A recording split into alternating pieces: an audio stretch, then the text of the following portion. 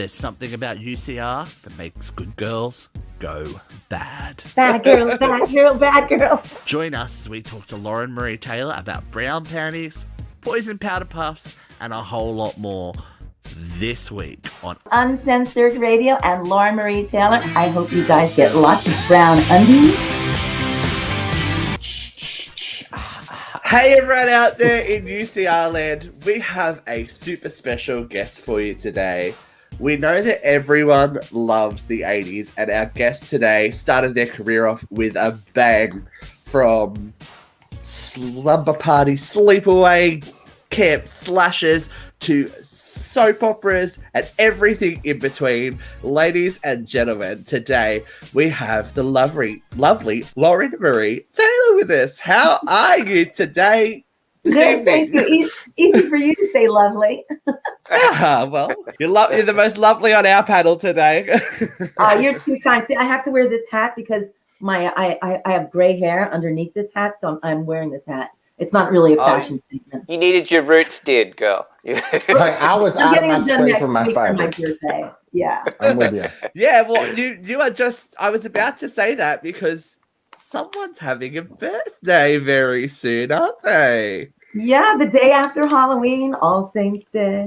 You know, wait, where's my hair? Happy early birthday week. Thank you. I plan to party all week and then heading off to Germany at the end of the week. So I was about to ask what your plans were, but that sounds pretty good. Yeah, Work it is with pretty good. pleasure. Yeah, then we have some. My older daughter and her fiance are coming here for the weekend, and I don't know, maybe others will come up. I don't know. And then, then I have getting my roots done, and then I go to Germany. And when I come back, we're having a party when I get back. Awesome. Well, at least you have the option of having a party this year, and it's being social and seeing people and all that kind of stuff. Right? Yeah, this is the truth. Last year was such a drag, but you know what?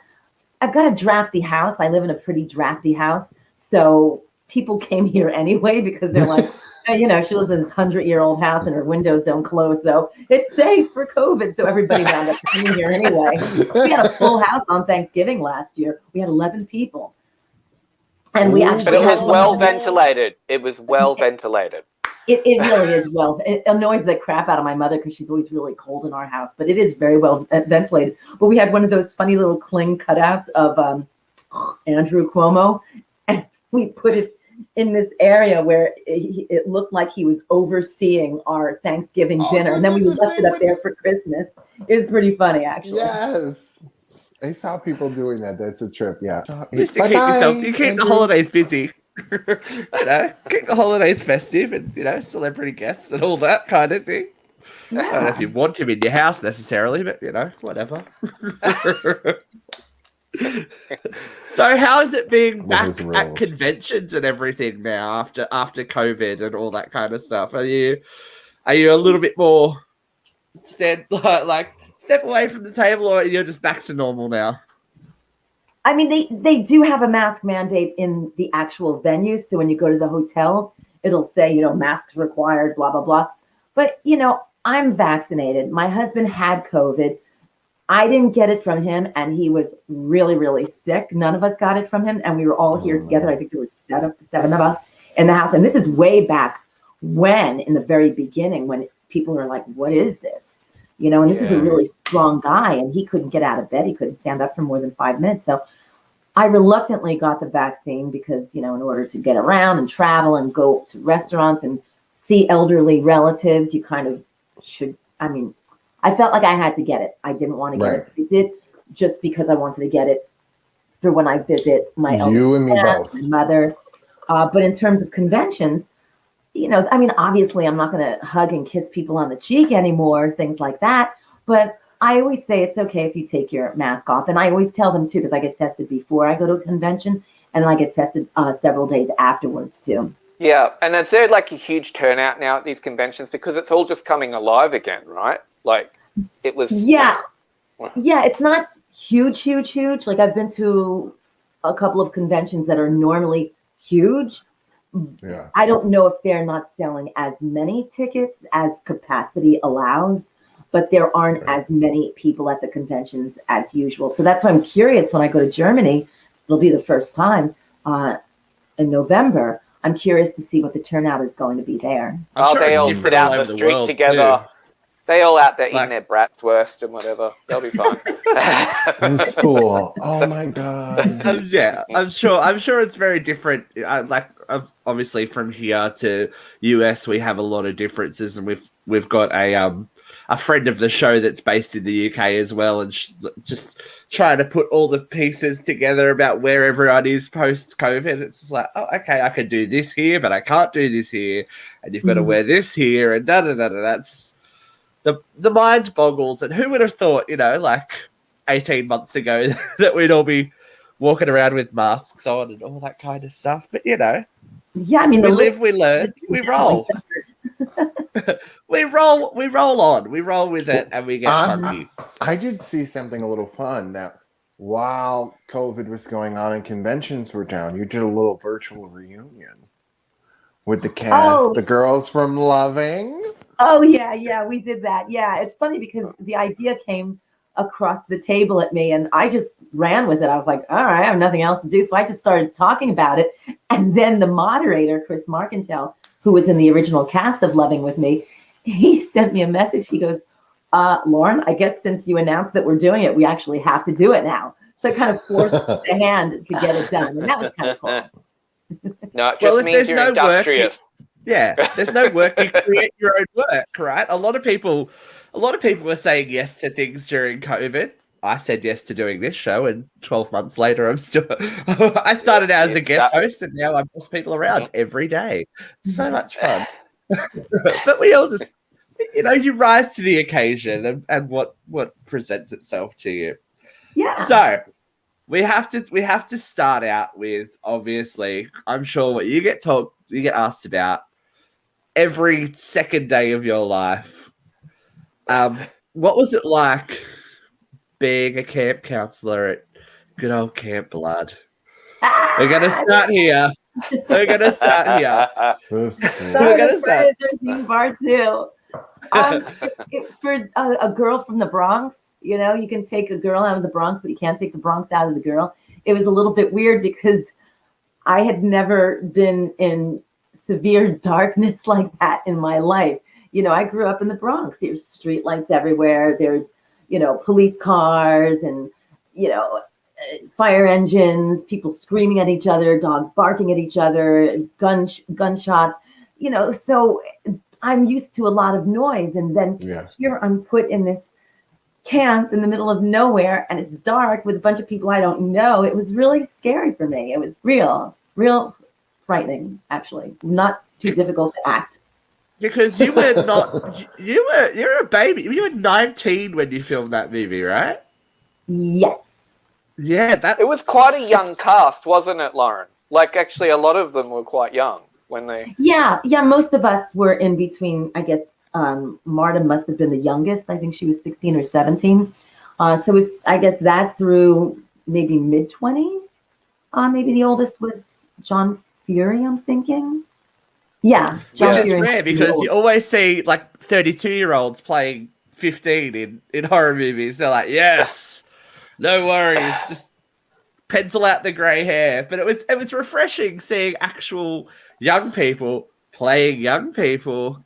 And I have to ask, had you seen the first movie when you auditioned for the second movie, or you were just like, what could go wrong?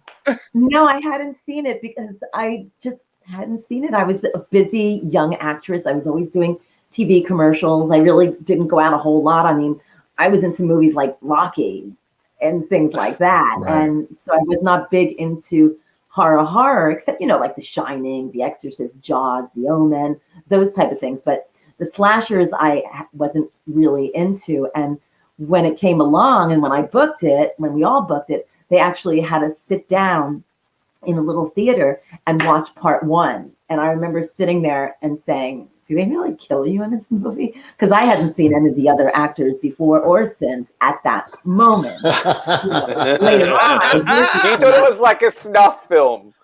Totally. I totally thought it was. Yep.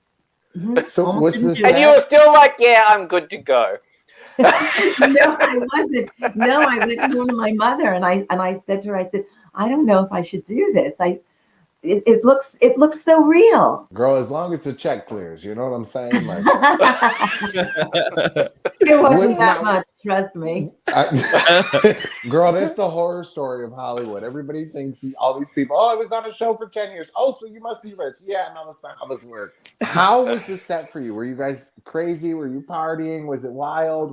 How was it like with all of you kind of being in that close age range? Were you nuts during crazy stories? No, we weren't crazy. We weren't wild. Because except for a couple of day scenes, we were filming all night. So there was no time to go out and get wild. So all of our wild things were, hanging out, food fights, cafeteria type of thing. We were sleeping at the camp.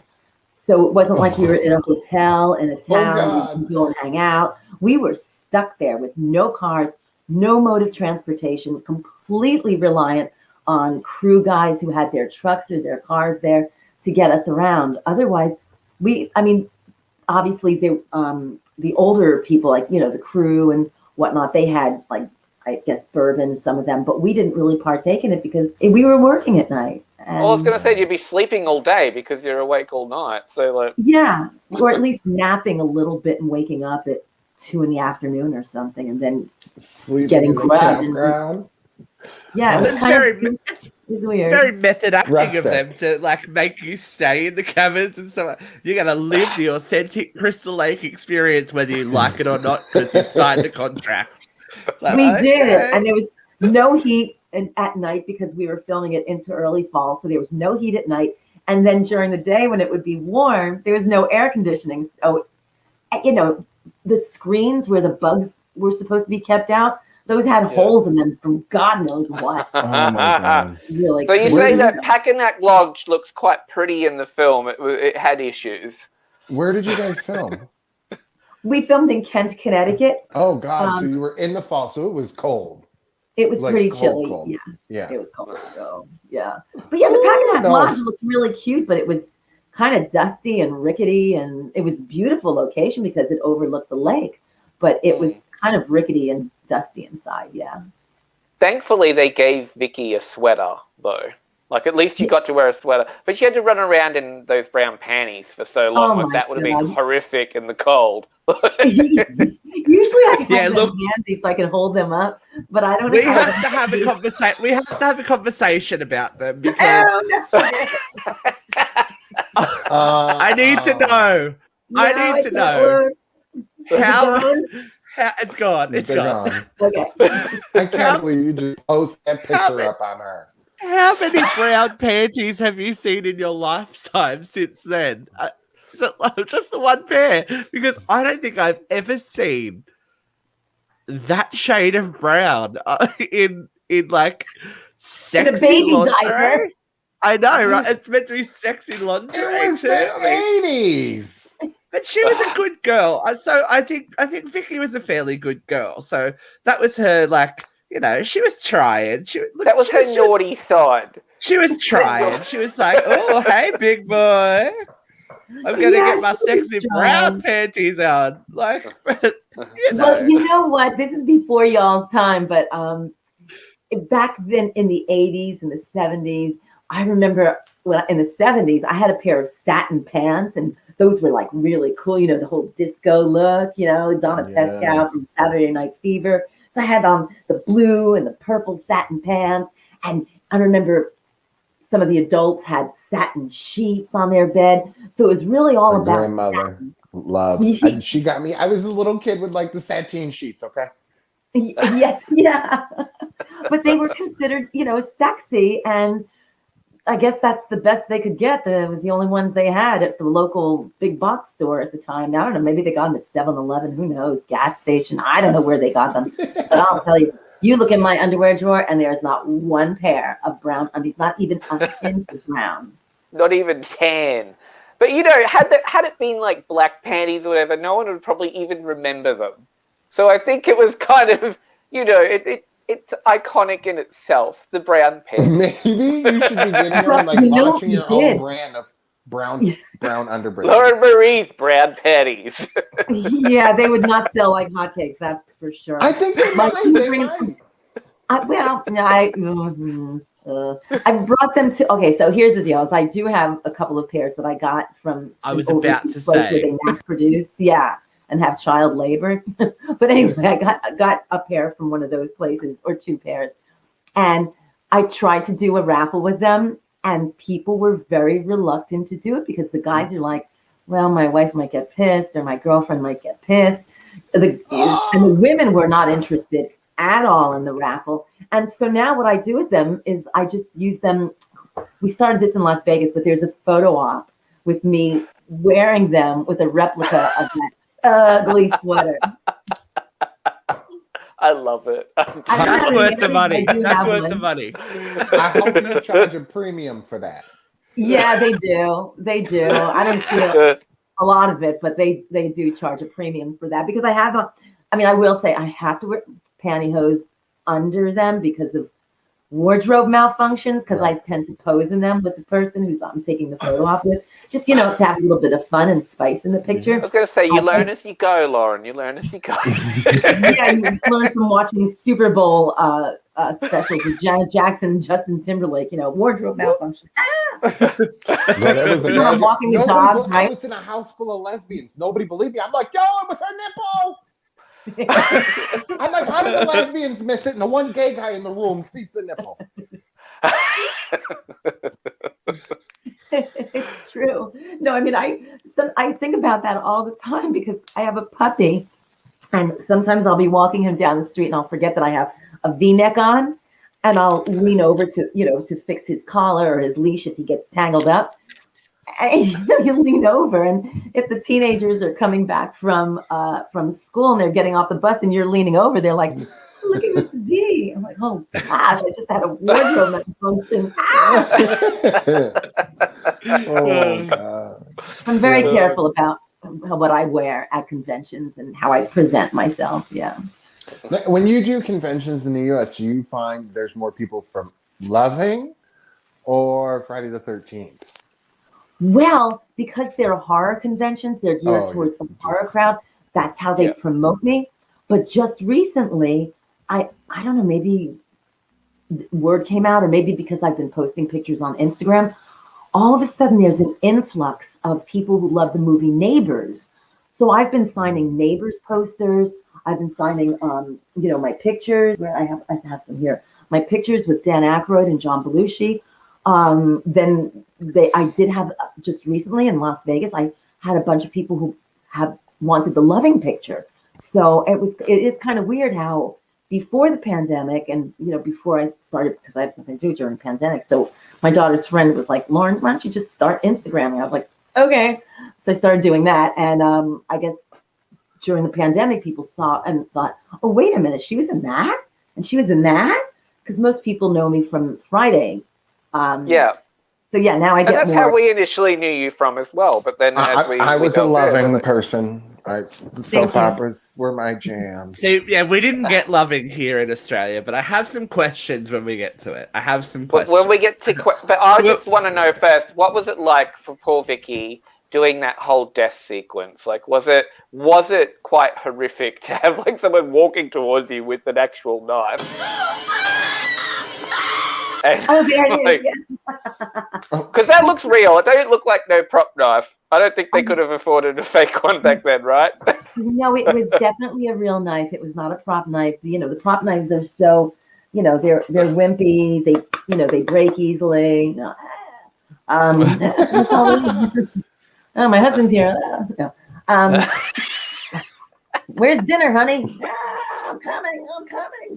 So it was a real knife. No, it was creepy because, Bill's hanging out behind me with all the blood. It's the first time you see the sackhead Jason coming at you. So I knew that was an important part in the movie. And just it was dark, it was creepy, having to scream over and over again. And this creepy camera is coming at you at the same time. So there was a creepiness about it that made it easy to just scream. And also they're like, "Wow, you have a really good scream. Keep screaming." So I just kept screaming. And then Steve Miner, the director, was getting a little irked with me because the blood capsule in my mouth wouldn't break. And he's like, "Lauren, just bite hard." I'm like, "I'm screaming. I'm trying to bite. I'm screaming. I'm trying to bite." So that was kind of hard. So I was distracted by that. trying to get him so that he could get his shot. Yeah. But finally, they realized that the longer the blood capsule was in my mouth, the softer the gelatin on the outside got, which made it harder. It's like Jaws. It made it harder to bite down and crack it so that the blood would just go like this. So that prolonged my agony too. I was going to Not say the though, mild and those early deaths, like the earlier films, I feel the brutality seemed a little bit more like in the later films, they had more effects and they could like do all these wacky deaths and whatever. Mm-hmm. But I felt like then they were quite sinister. Like with you, like you get stabbed, you like start to seize and everything. I'm like, Jesus Christ, like it's horrible. Like, but it was that little bit of authenticity back then because it was still being played as like a mystery movie and like who's the killer and But that was what the part was about that movie. Special effects either. Yeah, like you guys, this I think part 2 is my favorite because it kind of sets the tone. You know what I mean? It's like the first movie was this random murder mystery old lady thing that like okay, and then we're like, oh, this is what it's going to be from now on. We've got this big hulking scary guy that's just gonna fold people in half and stab them and all that kind of stuff. And being in that isolated space in camp, I think more so the Americans, but when I look at that, I think of we used to go on school camps in Australia. So like the parents would send you away for a week with your teachers and stuff, and you disappear out into the country, never to be seen again. Well, that's what you thought anyway, because you're staying in those little. It happened a few times, but we won't go into it. But there was that. Yeah, I just felt there was that a little bit of authenticity, and it was probably the fact that, as he said, you guys were actually living at the camp, out in the dark, and like out of your comfort zones, and like this shit ain't normal for us. Like, come on. And it's good to see. Later on, in later movies, they made Jason into this supernatural type of guy with these superpowers and being hugely tall. And it's weird because, Warrington is kind of a tall guy, Warrington Gillette, and Steve Dash, who was the stunt man, he was tall. But the guy who actually did my death scene was a crew guy, Jerry Wallace, and he was my height. He's 5'6", and he wasn't very threatening. It was just, the angle of the sack head coming up and coming at you. But it was all about me screaming. You didn't really see this, big foreboding shadow coming towards you like you did in the other movies or, Michael Myers in Halloween. It was different, yeah. But now he's, comes alive out of graves and water. He's like Houdini now, and he's 6'4" now. Yeah. You guys were starting the trend. That's the thing. It was starting the trend. So it had to start somewhere. It started with you. Yeah. It's great. It's great. Yeah. It's also great to see that you are still close with some castmates. I've seen you with Amy recently at Comic-Cons and stuff like that. Like, is it still great to have that relationship after all of this time? Yeah, it's funny because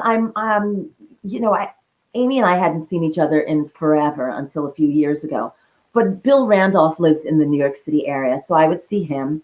I speak with Russell Todd. We go back and forth on Instagram. I actually speak with Kirsten Baker and Warrington Gillette. So, I've been friendly with them more so than John Fury and Amy Steele, which is funny because even in the movie, they were kind of separate from our little group. Because they were other entities. They weren't like really part of your little clique. But it's like to think that you worked on this movie like a lifetime ago and that you could just go, oh, hey, person, how are you? I think that's fantastic. Yeah, it is. It's kind of funny. And now that we're doing the same appearances with Adrienne King, because, it's the 40th anniversary of part 2. So she's involved with that. Now when we see each other, it's like, hey, how you doing? Whereas, before this year, we'd see each other across the room and just sort of wave. Now we do the whole Saturday night dinner all together thing. Yeah. Yeah. That'd be a wild dinner. I think you should sell tickets to the dinner. I think people would be interested in that. Well, the final meal with the final girls. That'd be good. Well, usually they have a VIP night where Mhm. you do rub elbows with everybody. You cut cake, you have drinks. You're in the same space, but it's not like it's a sit-down dinner or anything like that. It's not like a wedding, but you're in the same space. You're having drinks. They used to have finger food around, now they don't, and that's kind of cool. But it's not as big as it was when I went to the VIP thing. I forgot which one it was for. I think it was in Atlanta. Maybe it was another one, Monster Mania. Maybe I was surprised. I thought, where is everybody? I thought we were doing this whole thing with the fans where we chit chat and drink, and it's really loosey goosey, but not so much anymore. Oh, see, girl, you got to set it up on your own. That's what my girl. We go to conventions all over. They're like, oh no, we'll set up our own thing. Fans, come over here, you can buy some tickets, and we'll all meet you for dinner. That's right. I'm over there collecting the tickets. I'm like, all right, come on, show daddy the money. Let's go. You got to bootleg your own business in there. It's Right. like, yes, no worries. That's fine. Yeah, why not? I showed this picture before, but Oh, you guys were Aw. super cute. You guys were super cute together. I kind of like, I was a little bit bummed. I was like, no, they didn't even get to, like. We wanted Vicky and Mark to get out of there. They should. Yeah. Hey, I feel like you were Yeah. nice kids and you deserve to get out.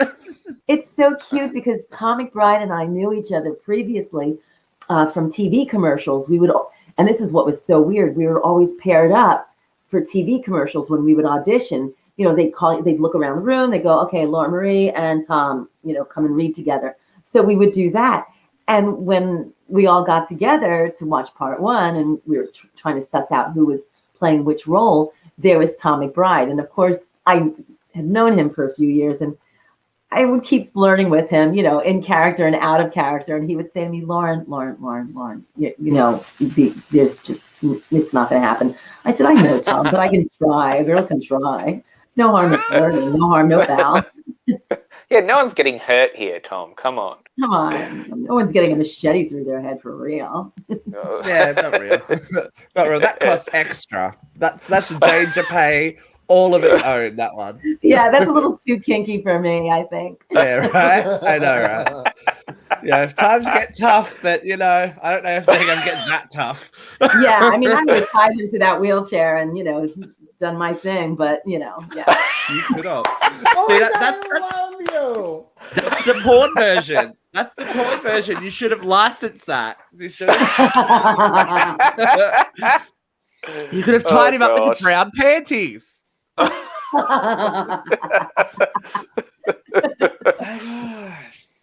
a revelation. It just came It's a to you, revelation. didn't it? It's an epiphany. It's a revelation. Oh, You mentioned it briefly before, but you jumped from Friday the 13th to Neighbours. Yeah. That's a jump from like slasher to comedy with some big names. What was that set like? That had to be interesting, to say the least. It was the greatest. I always talk about it being the best time of my life. My husband always gets a little bit miffed when I say that, but it really was a great time. I got the role of Elaine Keese, John Belushi's daughter. I got it by default. I was in Chicago doing the show that I was understudying off Broadway with Kevin Bacon. It was a 4-person play called Album, and the girl whose role I was understudying off Broadway, the girl who was playing it in Chicago, had a big birthday and she fell down and bumped her head, and they needed me to come out to Chicago for a week to play the role. The girl who bumped her head, by the way, was Jennifer Grey. Shut up. Yeah. So I took her place for the week. And then when I got back, I got to my apartment. I was living on the Upper East Side. I got my little studio apartment. I got up to my apartment. The phone rang. It was before cell phones and everything. Lauren, are you back? I'm like, obviously I'm back if I'm answering my phone. And they said, get over to 88th Street in Madison, go to this apartment. You're going to meet with this director. They can't find a girl to play this role in a new movie. And I was like, all right, whatever. I just assumed it was another slasher type of movie. So I get there, and it's this, again, long table. And you got these guys, all guys, a couple of women. I'm like, hi. And they looked at me and they said, are you okay? Because I had just gotten off the plane from Chicago, and I was just like, whoa, like that. And I said, I just got off the plane. I was in Chicago doing this show, blah, blah, blah. And they were like, wait, where'd you go when you were in Chicago? I said, well, I was at the Apollo Theater, but I went to this comedy club, that comedy. And they're like, no shit, no shit. I'm like, no shit. So I read and just acted normal because I never watched Saturday Night Live. I didn't know who was who. So didn't act. I was completely me. At the audition, I got back to my apartment, which was only a few blocks away. Go running in Central Park, get home, phone ring, ring, ring, ring. Lauren, where you been? I've been running in Central Park. Get back over there. And I went, why do I have to get back over there? They said, they really like you. And they want you to read some more with Belushi. So I was like, oh, that's who that was. Okay. So I went back and read some more with him. And he got off of the part right then and there. Belushi just went, she's my Elaine. And that's how I got that part. Awesome. Really cool. That's so awesome. But you did put baby in the corner, Lauren. I was a little baby. I was definitely baby in the corner. Yeah, they didn't leave me So in my wait, corner. was that before she'd done Dirty Dancing? Or was that after? Oh, I don't know. Actually, it Because may have did been before. she bump her head or did she bump her head? You're such a dick. It's fame. Hello, that's famously what happened. Acting I'm like not a telling- straight misogynistic man. I Talking about know him. because that's what she did. This is historical fact, people. Historical facts. Historical I can't fact. with this fool. Lauren Okay. can't deny the brown panties. Jennifer can't deny that. Like, hello, that's what happened. It's on film. So on the set of Neighbors, was that what did you see crazy stuff going on there with those guys? Like it had to be a trip. I imagine it was a funny, crazy set. Yeah, it was definitely a trip. I mean, I can tell stories, but some of them I'll keep to myself, for different reasons. But one of my favorite stories, the director, John, like my dog, I have a border collie and he's got a tail just like this. One of my favorite stories that happened before my very eyes, John Avildsen was the director of Rocky, right? The original Rocky. Yeah. And he won an Academy Award. Okay. We all know that Rocky was definitely not a comedy. Maybe to some people it is, but it's mostly. And it was the dinner scene, and something wasn't working for the director, for John Avildsen, and he was trying to tell Belushi what to do, how to do it, how to say it, what to do. And finally, Belushi, he had this little dinner napkin around his neck, right? And he got so pissed off, and he went like this. He went, and he took it off, and he bangs his hand on the table. He goes, "I won't use the actual words." Because I don't know if your show is. Oh, you can just. Oh, no, Hold on, we're on Scented Radio. Go for it. Oh, okay. She's like, I'm gonna be naughty again. Get the brown panties. Oh, yeah. Well, you can always bleep me out. Okay, so he rips off the napkin. He bangs his hands on the table. He goes, "Why don't you just get your fucking Academy Award and put it on top of the fucking camera so we know who the fuck you are?" And he hits the table again and he storms off set. And Dan Aykroyd just went, "I guess that's a wrap for the day." Oh! See, I love. Was all it a this wrap for the tea. day? This is Did great. he come back? It was a wrap for the day, and then the three of us went out to Dunkin' Donuts, and we got a dozen donuts and ate them all, and then we went to a Adam Ant concert. Okay, so they chilled out. They were fine. Oh yeah, they chilled out. We went back the next day and just did the scene 80s. again. Adam Ant concert. Wow. Yeah. How was Oh, that? yeah. How was You that? name it. We were, you name it. We were there. Meatloaf and Billy Idol, and I met so many people, and it was just a great time. Sharing a car with Carly Simon and Carrie Fisher and all those people. It was just really cool. It was a very fun time, and they would come to, because John Belushi lived around the corner from the Cherry Lane Theater down in the West Village where I was doing this show. And so, because we were filming Neighbors a lot at night for some reason, I'm not quite sure why, but during the day we were filming Neighbors, but at night I was at the show. And they would come around to the stage door, pick me up, and we'd go out all night. Get up the next morning, and go back to the set of Neighbors and do that all That's day. amazing. You were 19, so you could do that. You'd be like, Yeah, it's I fine. could Let's do keep that. rolling. So can Nowadays, you it's like, know I what need a you do? 4-day recovery period, please. It's like, oh. You like see a clip and you're like, oh, I was so hungover in that scene. It's great. That's Okay, amazing. we're gonna do a bit of a jump because I'm gonna admit I had never heard of this movie before I did a bit of research. Uh-oh. We gotta talk about Girls' Night Out. Oh, yeah. Oh, you have the same one that I have up here. Yeah. Yeah, Yeah. it's a trip. That's a trip. I was like, okay, Sackhead Jason was interesting. Like, I'm scared of Sackhead Jason, and that's fair enough. Was it hard to be scared of this dude? What the fuck is that? What was it meant to be? Like Yogi Bear on PCP? Well, I don't even know what this movie is. I'm like, I gotta see it now. Oh my God! It was out for one day on a Wednesday, and I was the only person in the movie theater because I think I got a discount ticket or something like that for saying, "No, really, I'm in. I swear, I'm in this." You're in it. You're in it.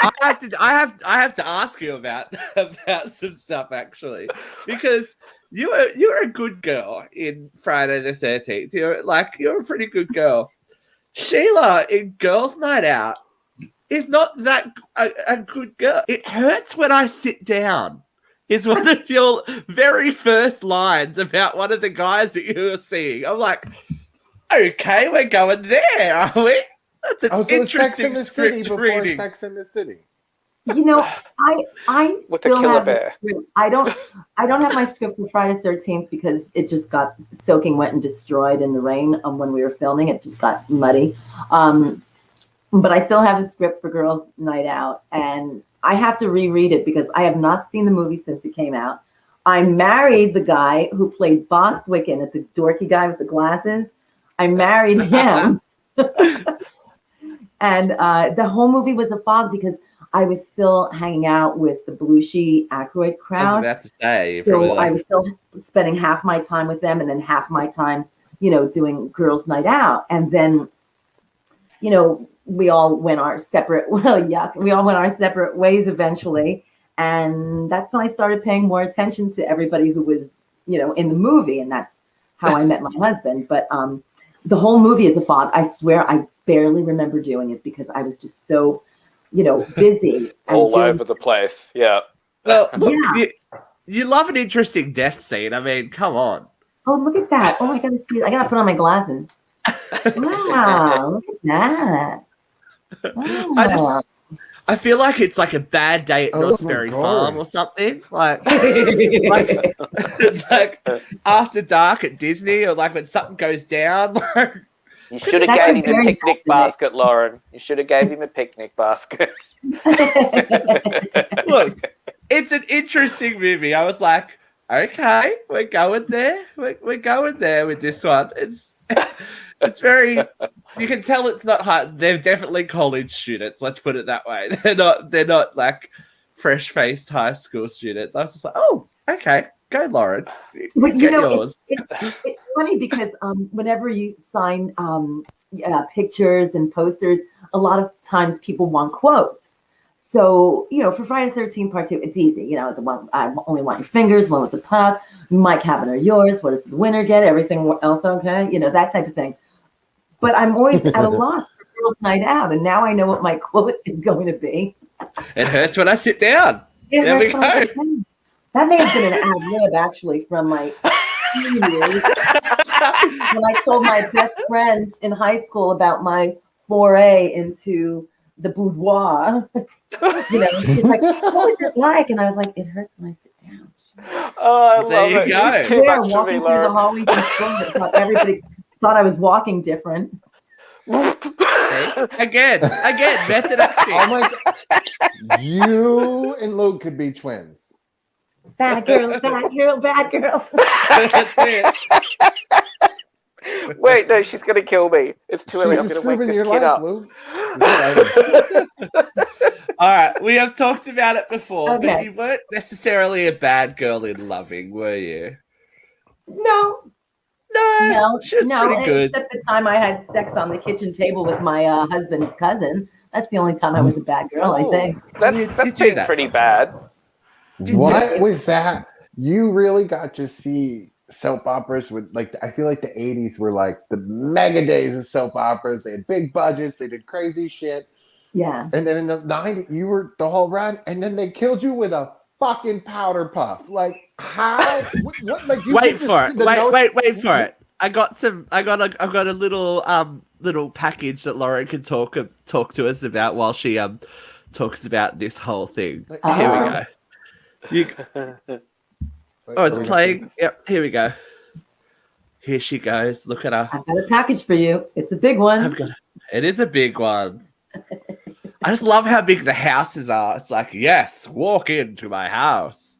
That was a gorgeous set actually, and the wraparound porch that they built for it was beautiful. It was real. It was wonderful. Yeah. See, I've never seen this, but I know I'm in for a treat, right? I'm obsessed with this, just quietly. That's why. I'm obsessed with Oh my it. God! Look at his pants. Ah. I love, yeah.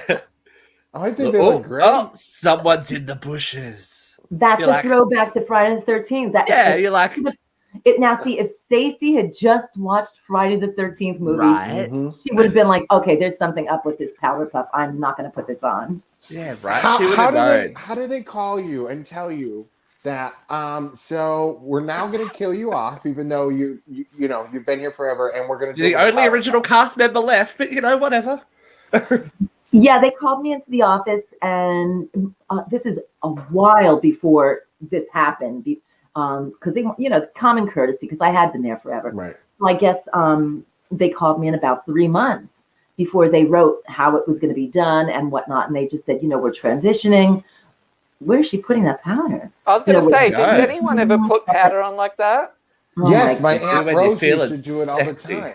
Oh God, I can't watch She'd be this. sitting there naked. She didn't care who was No, in there. it's She'd be sexy naked time. doing a powder puff. Here And it look at comes. the Yeah, position and of my legs, silk. like everybody Right. dying. Is from that silk or satin? You wearing? That's He's right. It was an grabbing homage you. to the brown undies.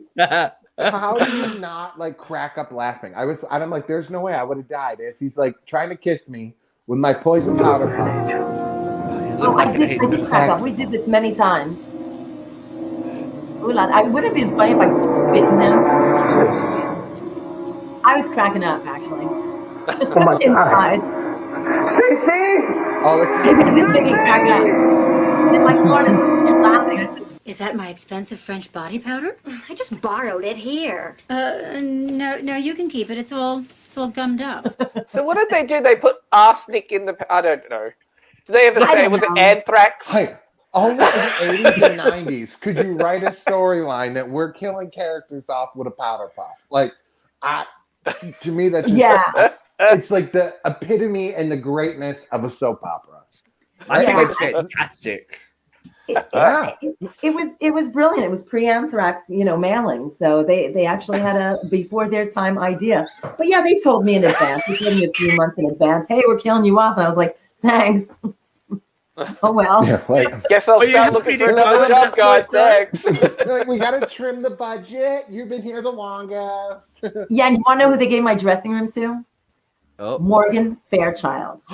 Jeffrey, we were Oh, just they talking about it. When they did it to the city, they Yep. oh, I left that some kitty bitch. cat crunchies in the closet. I scooped out my kitty cat litter, put them in a little bag, and I left it in the corner of the closet. So that when she got there, she could be like, look, there's a funky smell in this dressing room. Well, the joke, The the dead joke mouse on all in of there. them because it got canceled after you left, and then the city didn't last either. So, This is But true. now, This is true. what was the set like in the '80s? Being on the soap, do you have any crazy stories? Like, was there any like cat fights? Were you ever like, I'm gonna slap the shit out of you? And one of your co-stars? No, there weren't really any cat fights in person. In person. Well, I mean, that's such a lot of dialogue to learn, right? Because you didn't The film every workload day, itself you'd do must have been multiple insane. episodes. Yeah. The workload was huge, and I started having babies a few years after I started on the show. So between having young children and working how many days a week, there was just no rest and no time for anything. I mean, I was still running marathons and whatnot to keep myself sane. But there weren't, I think with the younger people later on, as the city started coming into the horizon, some of the younger people had issues, but I was so far away from that. You know, I don't want to say I was above it because I was the veteran. You're just attached. Your mom. You're not. Yeah, hanging I was out with like the the mom. folks. I was definitely the mom at that point of And you everybody. didn't have to prove. I guess you didn't have to prove yourself against. If you're the original cast member, you didn't have to prove yourself to, Betty Joe, who was never seen again after 2 episodes. It's just like, okay, you do you, Yeah. girlfriend. It's just like you do you. But were you happy to go at that point, or would you like to have stayed on to the very end? I mean, I could have stayed. My story was definitely dwindling, and you could see that they were moving more towards the hipper, other more trendy Sexy people. times, right? Yeah, the model which didn't type. work They out were for more any of modeling them. type people. Hmm? Yeah, all the models that couldn't act it didn't work. Like, I feel like that around the time like Loving ended was really when soap operas took that kind of side turn a little bit. Yeah, when it started to become about how you look rather than Yeah, how you the interact storylines. on camera. Yeah, Yeah. which is You know, which is fine. acting. Yeah. Acting, we will call it. Now, I love finding little random things in people's CVs that I get obsessed with. I got very obsessed with Loving and the whole powder puff thing, especially the ad where it's like, oh, it's like so sexy, trying to make your death all sexy. I'm like, well, it's not really sexy to be poisoned to death. But I have to ask about this. You're in Pound Oh. Puppies, Lauren. What? Shut the front door. You were a pound puppy? No, I wasn't a pound puppy. She was a guest voice. Thank you. That's crazy. I just love finding these little random things that people do. So you're saying people aren't coming to the cons asking you to sign pound puppies for you? No, not at all, not at all. And actually, I did something recently. It was actually kind of cute. I think it was in Cincinnati at the Horror Hound convention. There was this gorgeous young woman going around, and she was dressed up like Cruella DeVille, and she had all these Dalmatians. I think I posted on my Instagram. Maybe it was on my story. I'll have to repost it if it's gone by the wayside. But she had this outfit on, and she made it by using all these little Dalmatian stuffed animals. And when I saw her, I went up there and I just went, I love you. You know, and just that little voice. You know, the cute got there. I love you. I vividly remember watching Power Puppies because I was a child of the 80s. I'm like, oh, stop it. And when I saw that, I was like, no way. That's amazing. See, So this is why I'm such a messed up kid, right? Because I'd watch little pound puppies during the day, but then at night I was watching Dallas and Dynasty with my mother. You know what I'm saying? So like, I grew up loving General Hospital, All My Children, One Life to Live, like that. My grandmother and all my aunts, like that was our thing. Like I was always excited in summer break. I'd be watching all the soap operas with the women. Yeah. I can actually, Jeffrey, I can imagine you with the powder puff. It's all gummed up. Yeah, I would have been that kid. I would have been there with the powder puff and the popcorn, like. And then you took a bit of a left turn when you went to Lifetime and did Oh yeah. Handmade by Design. So is that something that like is your little hobby outside? Was that a hobby that became work, or you just went Okay. change? Well, change for sure. Well, what happened is when I was on the soap opera, I would be asked to guest co-host some of the live morning shows around the country, you know, and especially in Ohio. For some reason, I was popular in Ohio.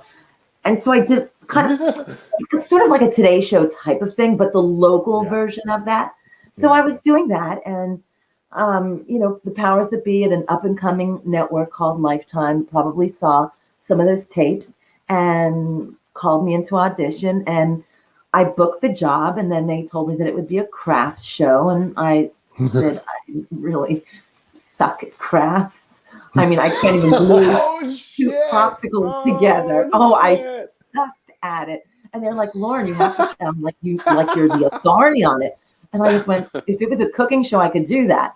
But I don't even know what decoupage is. I thought they were talking about, you know, the décolleté, you know, the boob area. They're like, no, decoupage.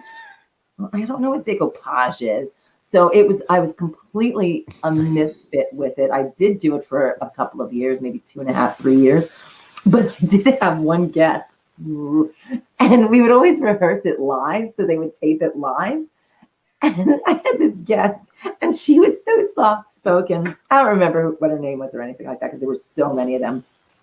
And she's doing this crap, and she's talking about pressing the flowers and the leaves onto the paper.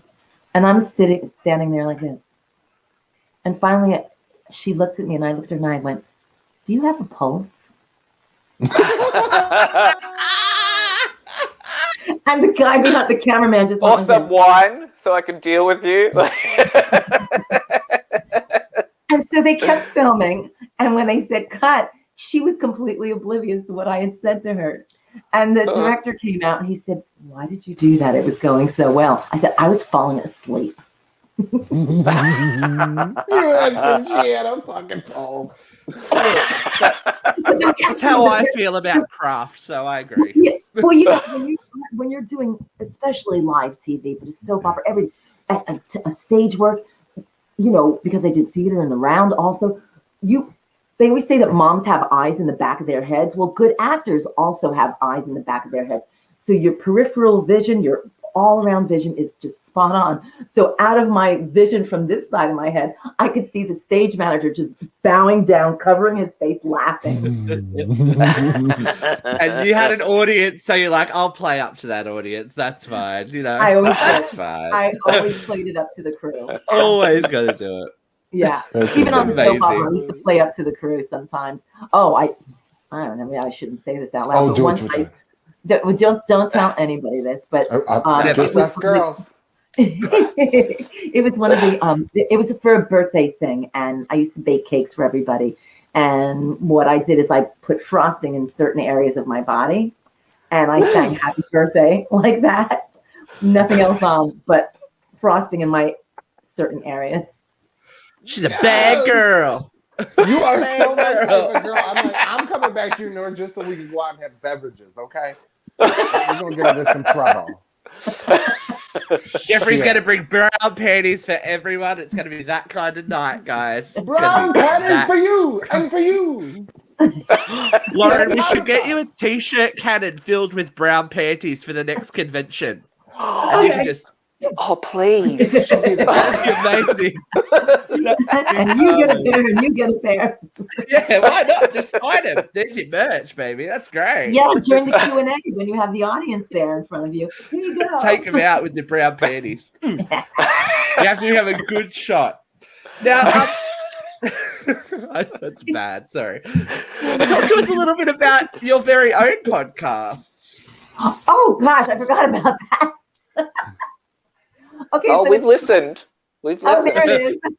There she is. It's so funny because that's a recent picture from only, I think, a month and a half ago. And it's I have the actual picture, but in the background, Kane Hodder, one of the Jasons, is photobombing me like this, doing this to my rear end. That's amazing. So it was a fun Because I picture. saw you had, is it Dusty DeMoss, Nikki from Part 6? So she Yes, was your yeah. last guest that you had on. Yes, yeah. Yeah. Yeah, she was a mini one because she was crunched for time. So when I see her in Germany in a couple of weeks, we're going to do like a sort of a live Q&A type of thing with questions that the fans have been sending me. So we're going to do like a live version of that, and then when I get back to New York, I'm going to edit the mini one Germany. and So, add that little live portion. Just personal Oh, make request. sure you Like if let you're us doing know this so we can in plan Germany, it. I want you to have like the big, huge, like the big beer. Gosh, what are they called? Beer sides. The beer steins. Yeah, I expect that if we're doing this in Germany. Oh, okay. Yeah, just minor request. Hey, I didn't say brown panties, so we're all good. This bitch, she's just like, she gonna Oh, get look, you I'm with the just- powder puff. You obviously have fun doing that podcast. It's like obviously a bit of a love mission like this is for us, that you get on there and you have fun while you do it, which is important, right?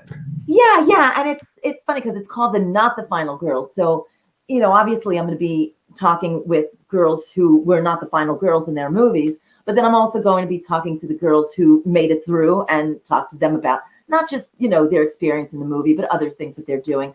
I've got an up and coming director that I just did an interview with, just to support the independent filmmakers. So I've got some of those absolutely. guys coming on and women coming on That's also awesome. who have films coming out and being distributed to get awareness for the younger filmmakers, because I think that's important.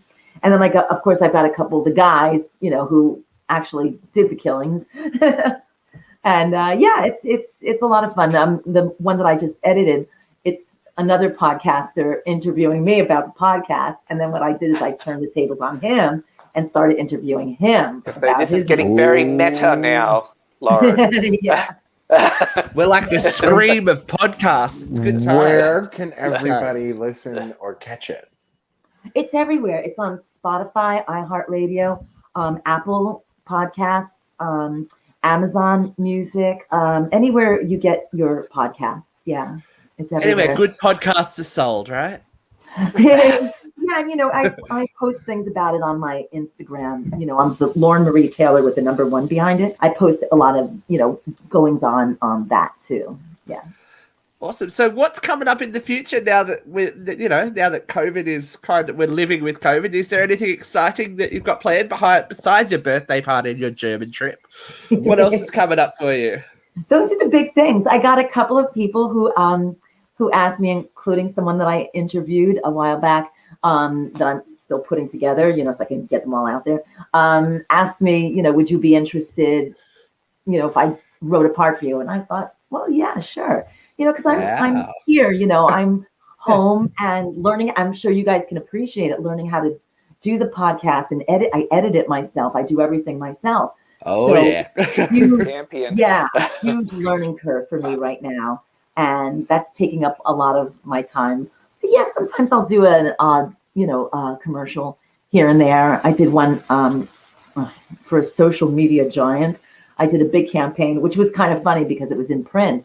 So you're walking through Port Authority or Penn Station. I remember walking. I went, "Oh wait, that's me." So It's always a good feeling. hypothetically, we know that there's a lot going on with the rights to Friday at the moment, and da.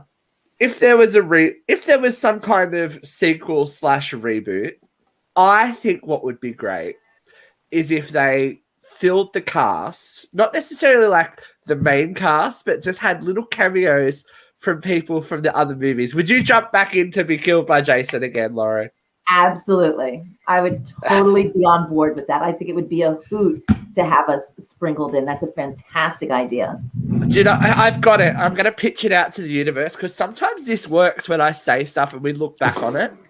I think here it is. So like they're going to the small town and the girls go to a lingerie shop. No. Oh, And no. there you with own you. the lingerie shop. And then there's a powder puff on the counter. And you try, and they're looking through a discount bit of panties. And the brown I'm panties sort of come feeling this actually. I'm I'm feeling cringing, it. but I'm feeling it too. And in the bathroom, I have furry costumes for those people who are into furry. Yeah, there's a furry costume. Like they could accidentally But they open never the door and acknowledge there's, like, it. a It's just guy randomly there. there. It'd be great. It'd be great. And you're like this, like the Mae West kind of like old school. Hey, darling, what's going on? Like that'd be amazing. I like how you Put give it me a out there. cigarette. Yeah. Well, like, you're not allowed to smoke anymore. Maybe it'd be a vape in these days, wouldn't it? Be like, hey, kids, don't forget your brown panties, huh? Oh, maybe sometime. Buy one, get one free. They're killers. Literally. And then You'll be they walking funny for a few days. they leave, and you get murdered. Okay. And then they find your body in the brown panties bin. That'd be I was great. gonna say, yeah, get suffocated in the brown panties bin, get smothered to death. With a powder puff in your mouth. Oh gosh! Yeah, Wow, we're you throwing have in a every very active callback here. imagination. This has just Yeah. come to me right now. It's He's genius. been in, Jesus, Lauren, he was that's in what he lockdown needs. for a long time from COVID, so he's Yeah, I can he's tell. got And some maybe things it's going on. snake bite, some venom going on in there. Hey, look, it doesn't. All I know is it doesn't hurt when I sit down, so it's okay. You know? Luke, why are you going to take that, Luke? How are you going to let him talk about your social life like that? It stopped hurting, that's why. Well, Lauren, You learn and grow, Jeffrey. it has. It's been an absolute joy having you with us Filthy today, pigs we Lauren. are. Thank you so much for your time. Thank you for inviting we'll me. make This sure- has been a hoot. We will make sure everyone follows you on Instagram to keep up with everything she's up to. Have a fantastic birthday, most importantly, and safe travels. Thank you. Yeah, you'll hear about my birthday in the Daily News or something. News flash. News Scream flash. Queen celebrates big birthday. Lawrence Brown Taylor news and for Darcy everyone. DeVos arrested. She can't walk today. Headlines She liked it. galore. She liked it. She liked it. That's it. That's the most I know important that's part. right. I All love right, it. guys. Thank you. Mwah. Thank you so Lauren. Thank you much. so much. Bye, Lauren. Bye. We'll-